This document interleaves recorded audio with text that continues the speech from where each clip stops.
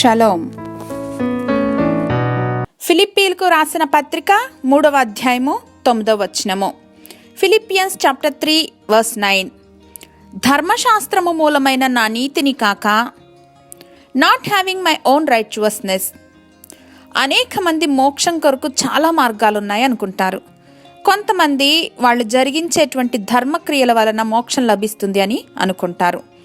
నేను మంచి పనులు చేయటం వల్ల మాత్రమే భగవంతుడు నాకు మోక్షాన్ని అనుగ్రహిస్తాడు అని అంటూ ఉంటారు.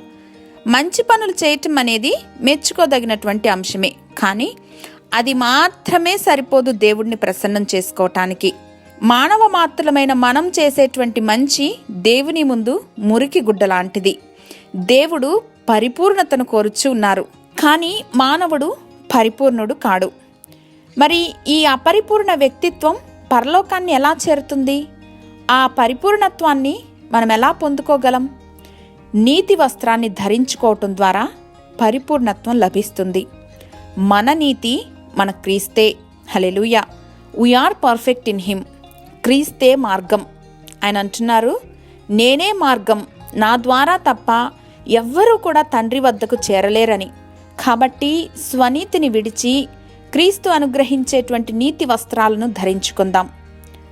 దేవా, మీ రక్షణను విమోచనను పొందటానికి మాకేమాత్రం అర్హత లేదు. అయినప్పటికీ మీరు లోకమును ఎంతగానో ప్రేమించి మా రక్షణార్థం మీ ప్రియకుమారుని మాకు రక్షకునిగాను ప్రభువుగాను అనుగ్రహించినందుకు యేసుక్రీస్తు వారి ఘనశ్రేష్ఠ నామంలో వందనాలు సమర్పిస్తున్నాం మా ప్రియ పరలోకపు తండ్రి. ఆమెన్.